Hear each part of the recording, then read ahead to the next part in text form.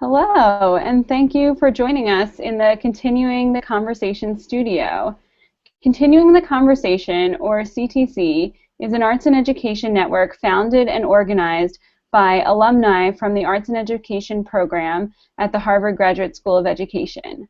Our goal is to provide spaces for conversations that are important to advancing work in the arts and education sector and to get as many people as we can across sectors engaged in those conversations. You can join today by commenting on our website, aieconversation.org, or by tweeting with the hashtag AIECTCchat. I'm Eliza Greenberg, a co-chair of CTC and an alumni of the AIE program, and I'm excited to welcome our guests to discuss measuring quality in arts and education. We're joined in the studio by Barbara Palley, a 2007 alumna of the Arts and Education program and Director of Education at Cool Culture, and by Michael Wiggins, who is a teaching artist and arts education professional in New York City, and Lauren Jobson Ahmed, who works with Michael at Urban Arts Partnership in New York City. We're also joined by Michael Rebeck, who is a current student in the Arts and Education program at Harvard, and who is a museum and community arts educator, and by Steve Seidel, who's the program director of the Arts and Education program. Steve, I'm going to hand it off to you to get the conversation started. Great. Thank you, Eliza. Thanks to everybody who has joined in the Hangout, and thanks to everyone who has come to watch the Hangout. So these are really, this topic today, measuring quality, is a topic that is inescapable for all of us in arts and education. Whether you believe that quality can be measured, whether you think that measurement and quality don't fit together, whatever position you take on this topic, you can't avoid the issue of quality, and you shouldn't want to. The question of quality is a question that's the responsibility we all have to embrace. So we're constantly trying to figure out what's the quality of what's happening in the arts learning experiences that we're trying to provide for young people. What's the nature of that quality? Is it as good as we want it to be? How can we make it better? If it's not as good as we want it to be, what are we bound to do to improve it? I wanted to frame this a little bit by talking about a problem that I think has kind of plagued the arts and education community over the last 25 years. Now, throughout the history of school reform in this country, I think arts educators have taken a lot of initiative and worked very, very hard on questions of quality. Much of that work has sort of come together in two different areas. So one I call conditions. The people have been very concerned about how do we create the conditions so that when young people and their teachers are together in whatever kind of setting, in a museum, in a community setting, in a school, after school, wherever, when they come together, how can we increase the likelihood that what happens in that time that they have together will be very high quality? So how do we create the conditions for high quality? And we think about, we've worked on lots of things in that regard. How to train people well, what their professional development should be, how to hire well so that we have the best people in our classrooms, how to schedule well so that people have good amounts of time, what the physical spaces should look like, on and on. There are really half a dozen other issues that we've worked really hard to understand what's going to increase the likelihood that something good will happen. The other area where we've done a lot of work is what I would call outcomes. So conditions concern what we do before the actual learning experience takes place. And outcomes are about what we can try to understand about what the results of those experiences are. And there's probably nobody watching this chat who has not been involved on some level in trying to figure out how do we measure the outcomes of these learning experiences. I think we've spent much less time really asking ourselves what's happening in the room in the moment, and how do we understand the nature and quality, the character of the experience that's taking place. And when we look at it, when we watch it, either as a teacher or as a supervisor, as a friend, as a parent, what are we seeing, and how do we move from what we see to making what happens there even better the next time? So that leads us to the question, what are you looking for when you walk into the room? And I'm totally delighted that we have Barbara and Wiggins with us today, because they both have walked into probably thousands of rooms and asked themselves over and over, okay, what am I seeing? How does this represent the quality that I dream about, that I think is really attainable? So I want to put the question to them. What are you looking for when you walk into the room? What are you seeing, and what do you do with that? And why don't we start with Wiggins? You okay? Yes. So can you hear me? I'm on. All right. So yeah, I'm a teaching artist. Eliza introduced me as a teaching artist, and I am. And you know, in my heart and in all my experience as a teaching artist over the past couple of decades. I'm in my late 40s now. I think I started in my 20s. But I'm in my role now. I'm director of education at Urban Arts Partnership. So here in New York, we work in Title I schools. So when I walk into a room, what am I looking for? Well, the first thing I have to say is, when you walk into a room and you're a supervisor or you're doing an observation, because this is how I translate the question. It's about observation and assessment, isn't it? My job is a support role. It's a collegial and support role. And the teaching artist is the professional in the room that is partnering usually with the classroom teacher, another pedagogue, and hopefully they have and it's all in service of the student who's in the middle, and that young person's learning outcomes, are paramount importance. So I'm really influenced. It's so delightful for me. I got to express that to even be talking to Steve Seidel, Mr. Seidel today, because your work has influenced me so much, and I think it's been incredibly helpful to me to look at the work in the ways that you talk about in that report, The Quality is Equality. And so when I walk into a room, and when I send a program manager in to look at work in a room, I'm looking through separate lenses. I'm shuttling lenses between looking at the process. Is it what people are doing? Is it purposeful? The activities that are set up. We're looking at the relationships. We're looking at the environment. Space and time, and we're looking at the pedagogy. We're looking at the art and science of teaching, and underneath that, there's lots of stuff that I could say, but really, that's just basically pulled right out of that report because it was so influential, and I think it synthesized a lot of other observations. Right, that was a result of observation, and so the thing that stuck there was that when you go in, you're in the moment. You are here now, So in terms of an intellectual practice, or even I can say it. I'll say it. A spiritual practice or a humanist practice. You must accept what is happening in that moment. You're looking in that moment to support someone to see what is happening, what is actually happening, not what we wish to have happen, not what we project. Not what we are trying to push to happen, but what is actually going on. And you need to be speaking to that. So, it's just the simplest thing, and I think one of the most great aha moments for me, and I'll be real quick, is, if somebody I see Johnny is like this, I used to be able to say, I would say immediately, Johnny was disengaged, but that's not true. All I saw was Johnny going like this. And I don't know what the implications of that are yet.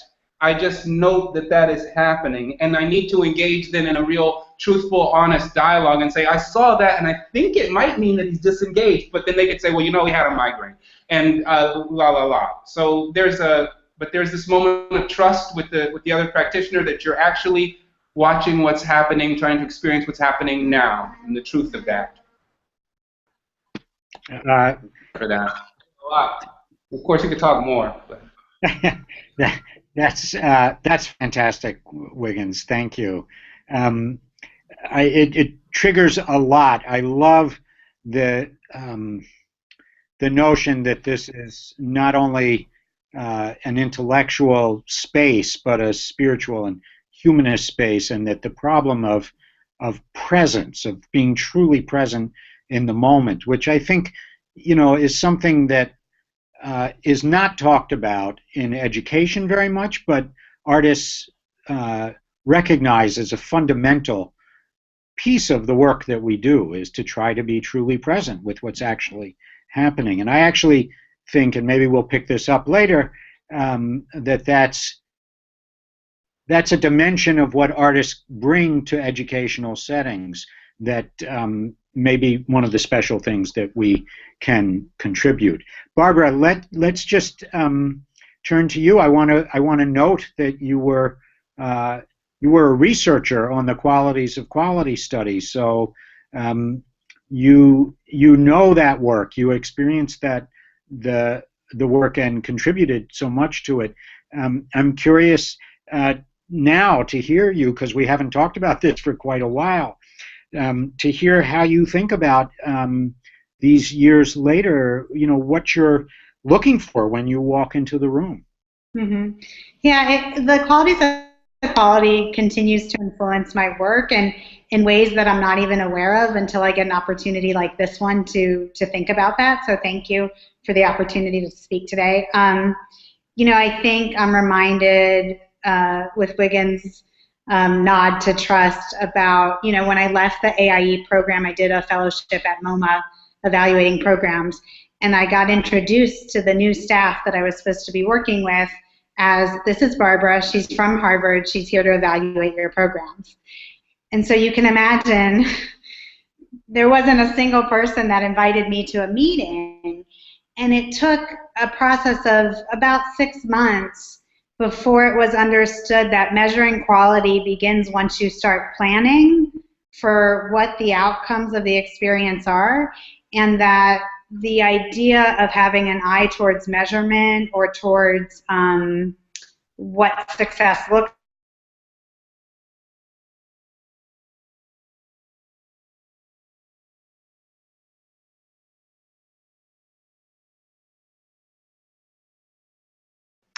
Oh, Barbara, I think you're frozen. Can you repeat? has to be involved in the planning process. Oh. So it was interesting over the course. Sorry, Barbara, I think you froze for a second. Could you just back up a little bit and go back to what you were saying about once you got past no one inviting you to a meeting? That eventually the staff saw that evaluation has a role in planning as well. Is it still frozen? We're hearing you. Okay. Sorry, this is the only place to be this afternoon. So what do I look for when I walk into the room? I'm the director of education at Cool Culture. We're a nonprofit organization that helps families access museums and cultural institutions for free throughout New York City. When I walk into the room, my sense of what our purpose is as an organization is first and foremost. So there are lots of wonderful things happening for children in museums, but our purpose at Cool Culture is to engage families as their child's primary educator. And so when I look at an experience, I'm looking at the relationship between families and their children and families and the facilitator.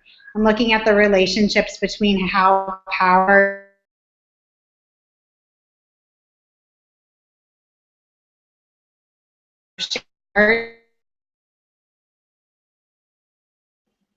So sorry, Barbara, we lost you again. Amongst all the adults and children in the room. So, oh, I'm so sorry, Barbara, we lost you again. Sorry. Is it possible to call in? Yeah, Is that absolutely. possible? If you want to just mute yourself, I'll just call Yeah. your phone so we can get some clear audio. Okay. Okay, you can call myself. While you're doing that, let me just say that one of the themes that I'm hearing is sort of the question of purposes, what the organization's purposes are. But I think it also raises question of the purposes everyone has for being in the room, and sometimes the purposes that people have who aren't exactly in the room, like parents. Parents have a purpose in bringing their children to have these experiences. And so it's very interesting to think about the relationship between one's purpose and issues of quality. And I wonder, while we're waiting to get Barbara on the phone, I wonder, Wiggins, how do you negotiate? I mean, do you feel like you and all of the teaching artists you work with and all the collaborating teachers and others that you work with and organizations, because you're a partnership organization, how do you negotiate this purpose? Well, I think when you're talking about purpose, I think in terms of ethics. When you talk about purpose, I think that teaching is an ethical practice, or there's a need for us to create a space, a purposeful space, and intentionally, and in creating that purpose and coming to that purpose, it can't come from one direction. I mean, that's I think the word power was just mentioned, and that's a power conversation. So things like informed consent and agreement, the idea that a young person has the right to self-determination. These things are in the forefront of my mind when we're talking about purpose. So in a room, one thing that I definitely I think that I'm looking for, and that I'm working with teaching artists to create, is a space in which there's a shared purpose. That the work it's not enough that the work is purposeful. It must be purpose. There must be agreement on that purpose as to why we're doing it. And the young person, the student at the center of this experience, has to be informed and aware of why they're doing what they're doing. They have to be in agreement to take the next step toward the goal. And they also, I believe strongly, and I know we work toward that here at Urban Arts Partnership, that we set a goal for them that's related to standards, Common Core standards, to art standards. However, in a real authentic process in which there's transparency, in which there's an ethical relationship, the young person can shift and change and move the ship in some way. It's not a straight arrow because I said so. The purpose is that we come to is a shared agreement, and so I think I'm looking on two levels. One that the activities that we do project-based work, so that the work has a goal, that every moment there's not anyone in the room struggling with a fundamental, like, why am I here? They know why they're there. They're in agreement with it, and they know that it's in service of their dream. So I think there's something about the young person's desire for their own self-actualization and self-realization that has to be considered in the planning. Space has to be left for that, because that's some adaptation is going to have to happen. If a teaching artist walks into a room and the plan that they set is the plan that actually gets worked, well, there hasn't been a dialogue with the person who's being acted upon. And that's how I think and work around purpose, both in my own practice and in trying to support the practice of other teaching artists.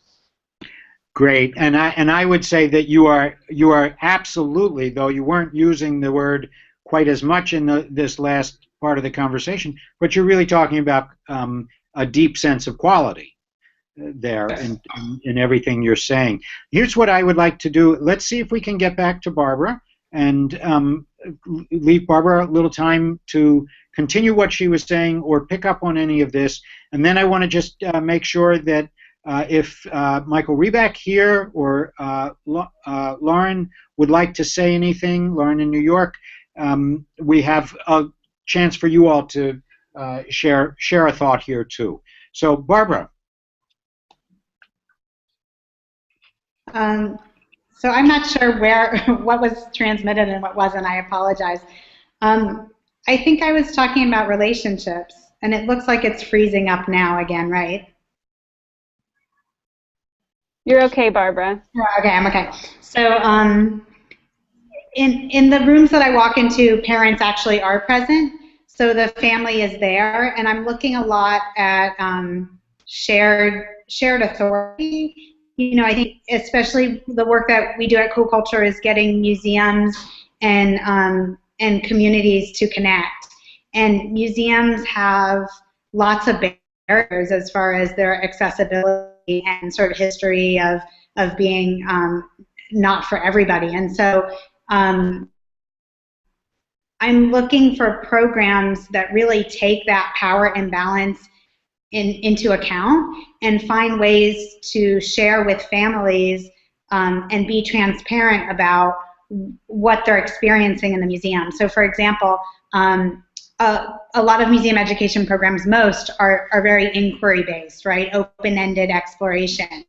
A lot of the families we work with, say traditional immigrant families that have a very traditional sense of education, can be put off by that open-ended experience. So in what ways can we share knowledge with families so that we can get on the same page about what opportunities there are for children, instead of families walk away thinking, well, that museum educator didn't know anything.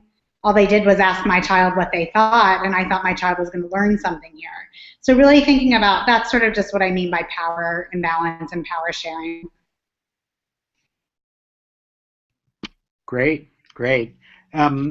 Thank you. So Lauren and Michael, I wonder if either or both of you wants to offer a thought or a question at this point.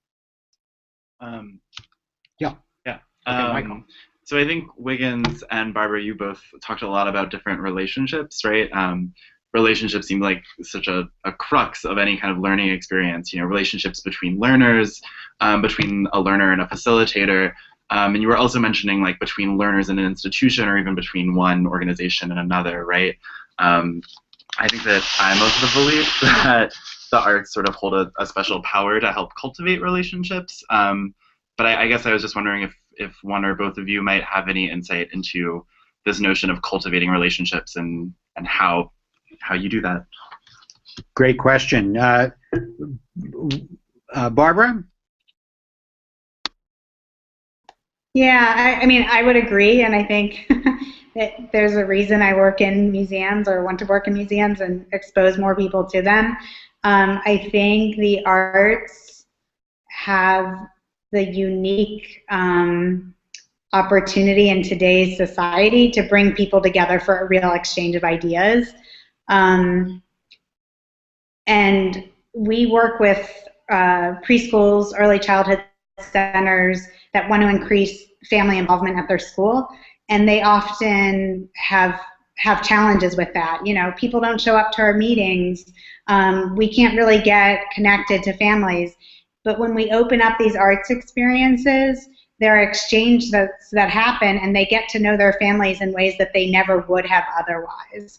So that's what's interesting to me, is the way in which the arts open up opportunities to learn about each other in ways that are very democratic. Great. And Wiggins and maybe Lauren, if you want to add a thought or a question to all of this, that'd be great too.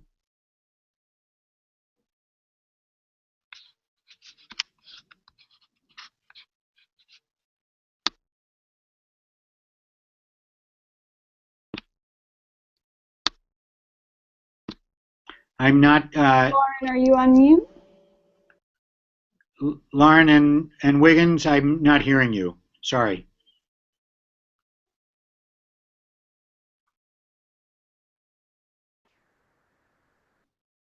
Yes, sorry. I'm sorry. Still muted. Sorry. No.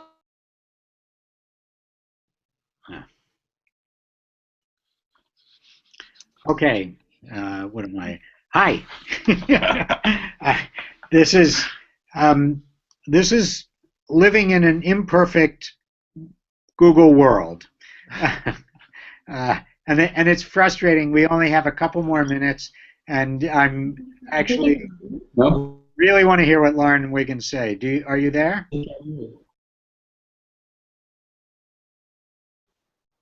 Nope, we keep losing you.